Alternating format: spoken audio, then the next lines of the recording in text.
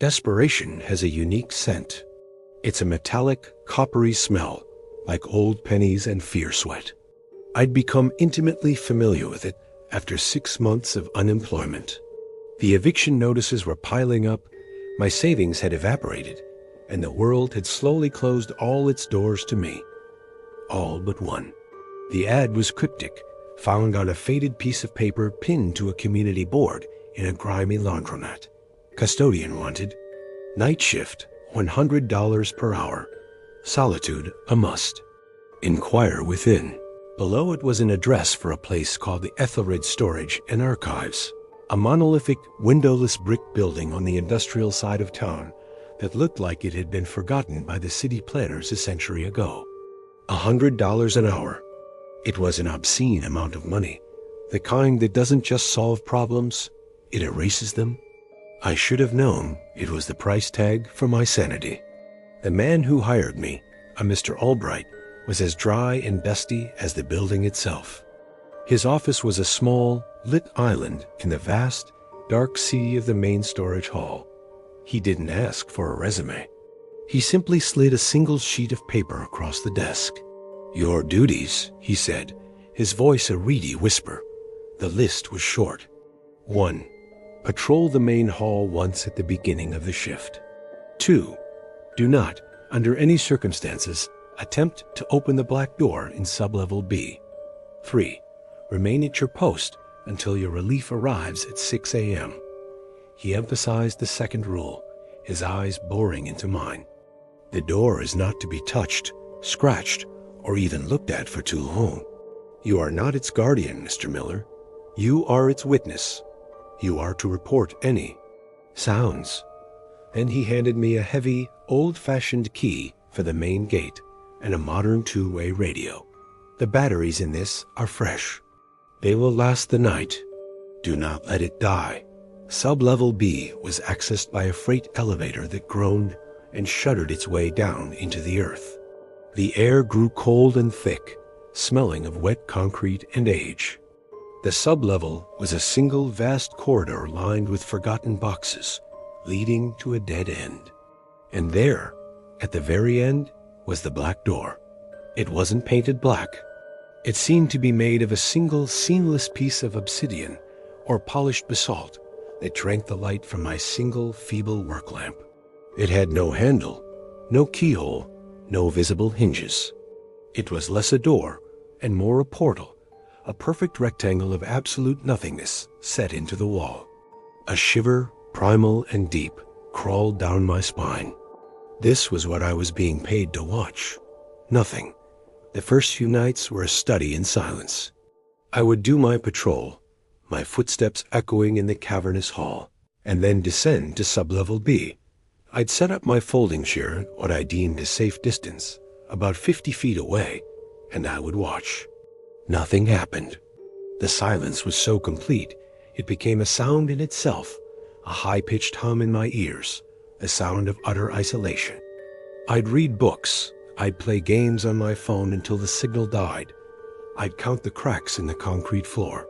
It was boring, profoundly, soul-crushingly boring. And that, I realize now, was the first layer of the trap. It lulled me into a false sense of security. The first sound came on the 5th night. A soft, dry scraping, like a fingernail being dragged slowly, lazily, across the other side of the door. My blood turned to ice. I fumbled for the radio, my heart hammering against my ribs.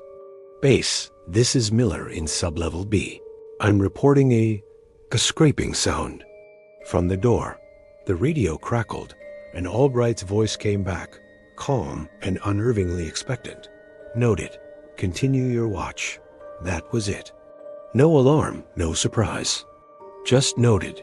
The scraping lasted for 10 minutes, and then stopped as abruptly as it began.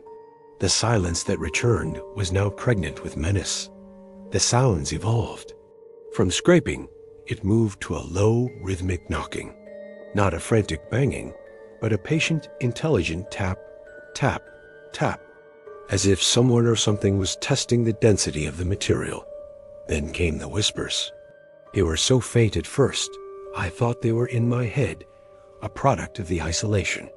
But they grew clearer. They weren't in any language I could understand, but the tone was unmistakable. It was coaxing, seductive, a siren's call from the void. It would whisper, and I would feel an insane compulsion to walk forward, to press my ear against the cold stone. I fought it. I started bringing a small audio recorder to prove I wasn't going mad. The next time the whispers came, I held it up. When I played it back, my blood ran cold. Underneath the layer of ethereal whispering, another voice, clear as day, said my name. Daniel. It knew me. I never told anyone in that building my first name. I confronted Albright the next evening before my shift. "What is behind that door?" I demanded, my voice shaking. He looked at me, not with anger, but with a profound, weary sadness. "Nothing that should ever be let out, Mr. Miller, and everything that has ever tried to get in. It is a lock. And you? You are the reminder that the world outside still exists. That is all you need to know." He refused to say more. The final descent began last night. The voice from behind the door changed. It stopped whispering. It started speaking in the voice of my dead father. It called me Danny, a name only he had used. It told me secrets about my childhood, things I had never told another living soul. It spoke of my mother's illness, of the time I broke my arm falling from a tree, of the crushing guilt I felt for not being at my father's bedside when he passed. It didn't threaten me. It didn't rage. It empathized. It told me it understood my pain, my loneliness, my desperation. It said it could take all that away. "Just open the door, Danny," it pleaded with my father's gentle, tired voice. "Let me in. Let me help you. It's so cold and dark in here. I just want to help." I was weeping, my resolve crumbling. The money meant nothing now. My sanity was a frayed thread. I stood up from my chair and walked towards the door, my hand outstretched. I was going to touch it. I was going to push. I needed it to stop. But as my fingers were an inch from the icy, black surface, the radio on my belt, which had been silent, screeched to life with a burst of frantic static. Albright's voice screamed through, stripped of all its former calm, raw with terror. "Daniel, no.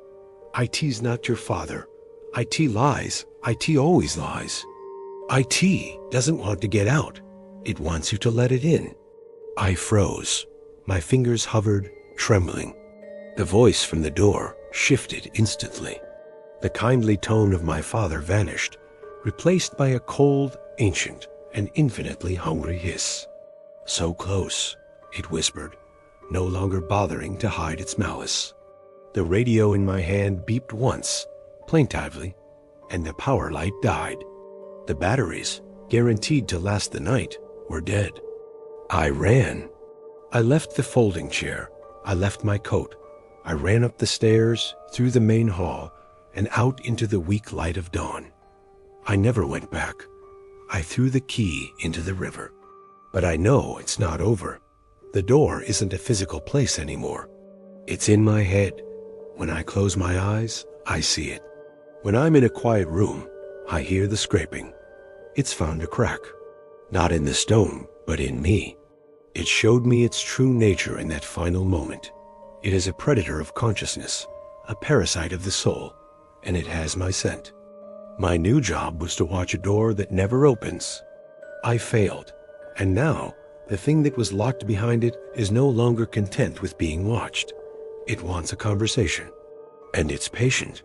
It knows I have nowhere else to go. If you ever see an ad that seems too good to be true, for a job that asks for nothing but your presence, run. You are not being paid for your time. You are being paid to be bait.